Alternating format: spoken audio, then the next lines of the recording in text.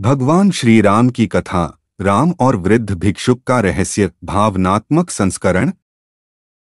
सूर्य की पहली किरण जब अयोध्या के राजमहल की छतों पर पड़ी, तब पूरी नगरी स्वर्णसी दमक उठी, दरबार सजा था। रघुकुल के रत्न भगवान श्रीराम सिंहासन पर विराजमान थे, शांत, तेजस्वी और करुणा से भरे हुए। उसी समय एक वृद्ध भिक्षुक कांपते हुए द्वार पर आया। उसकी कमर झुकी हुई थी, आंखें धुंधली, लेकिन उनमें एक चमक थी, मानो किसी गहरे रहस्य को समेटे हुए।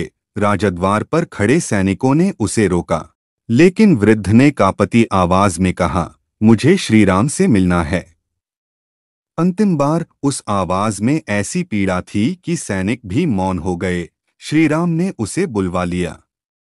जैसे ही वह वृद्ध उनके सामने आया, श्रीराम के करुणामय हृदय में कुछ हिल गया। उन्होंने स्नेह से पूछा, बताइए भगवान, कैसे सेवा करूं आपकी? वृद्ध की आंखों में आंसू आ गए। कांपते होठों से बोला, प्रभु, मेरा जीवन अब अंतिम पड़ाव पर है, पर मरने से पहले एक प्रार्थना है। मैं चाहता हूं कि मेरे शरीर का अंतिम संस्कार आप स्वयं करें और मैं उसे अपनी आंखों से देख सकूं। श्रीराम कुछ क्षण स्तब्ध रह गए। उनका चेहरा गंभीर हो गया, जैसे मन में कोई द्वंद्व चल रहा हो। मनुष्य मृत्यु के बाद कैसे देख सकता है भिक्षुक? श्रीराम ने नरम स्वर में पूछा। हल्का सा संशय उनके चेहरे पर था।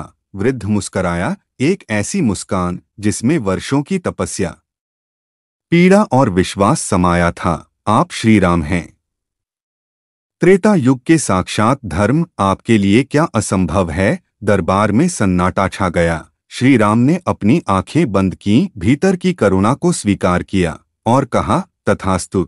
वृद्ध भाव विभोर होकर जमीन पर लेट गया। कुछ ही क्षणों में उसकी सांसें थम गईं, लेकिन चेहरे पर संतोष था, जैसे जीवन की अंतिम कसक पूरी हो गई हो। श्रीराम स्वयं खड़े हुए। उन्होंने अपने हाथों से वृद्ध के शरीर को उठाया। प्रजा स्तब्ध थी। प्रभु स्वयं किसी अज्ञात भिक्षुक के अंतिम संस्कार के लिए चल पड़े थे।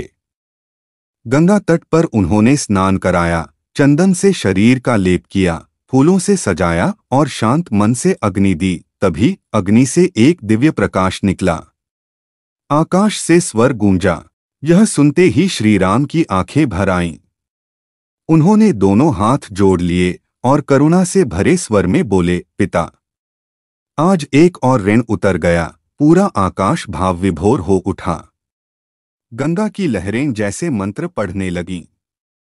हर जीव मौन था, क्योंकि उस दिन स्वयं धर्म ने करुणा का रूप ले लिया था। भावार्थ बटा सीख।